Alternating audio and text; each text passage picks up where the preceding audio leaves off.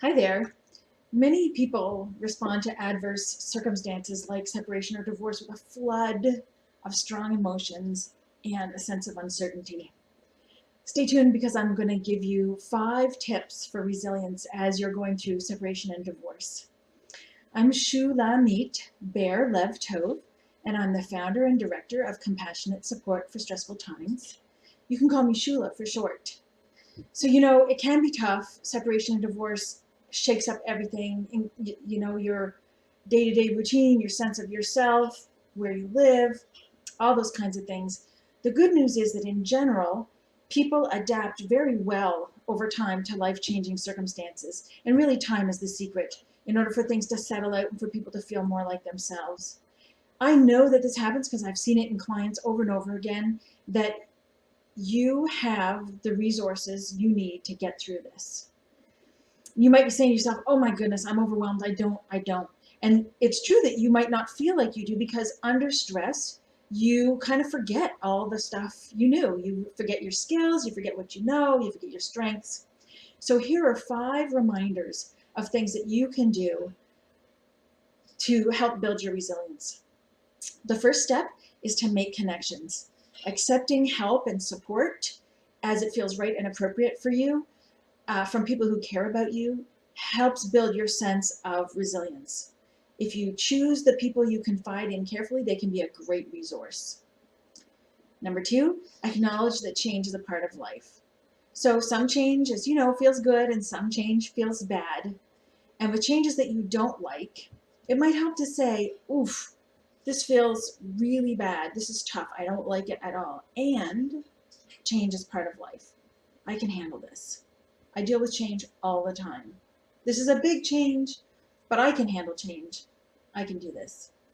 That kind of self talk might help.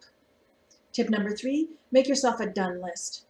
That miles long to do list that lasts forever and ever that you see every day and only strike off maybe one or maybe even none of the things, that can be really intimidating and discouraging.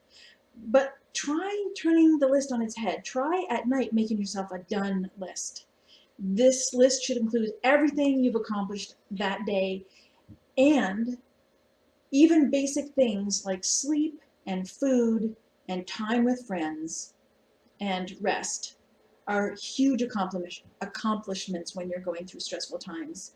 These are the kinds of things we tend to neglect or forget, but they're the things that help our bodies and minds function well. And so counting all the things you've done to help yourself feel better at the end of the day, every little task, every little phone call can help you feel like you're not treading water and like you're getting somewhere.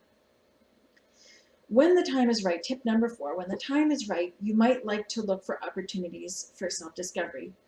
When people have tough times, as they're coming toward the end of the tough time, or sometimes in the middle, they realize that they have learned something, that they know more about themselves or about other people or about life, um, and that the struggle has, or the loss is what has given them this insight.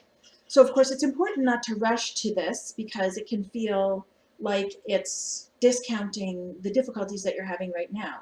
But maybe as you go through your difficulties, you can be curious and sort of keep in mind the idea that personal growth can come from adversity, and who knows what you might find. Tip number 5 is to nurture a positive view of yourself. So developing confidence in your ability to solve problems and trusting your instincts can help build resilience. Even though you might not be feeling the truth of it, you might not be feeling very self-confident or trusting of your instincts, it might be worth trying a little exercise. So if it feels right, you might like to open your arms wide and say to yourself, I can handle this, or I'll get through this. See what it might be like now to open your arms up, maybe kind of notice a little bit of an opening in your chest and kind of lift your chin just a little tiny bit. I can handle this. I'll get through this. Even though you might not feel it, doing this a couple times a day over time might be helpful.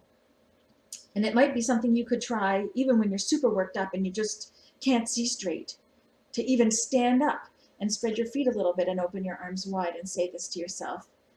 You never know how you might feel when you try it. Most of all, keep reminding yourself that it's normal to have all kinds of feelings coming up and normal to feel overwhelmed. And if you'd like support to build your resilience, why not reach out? My contact details are up here below. Thanks so much.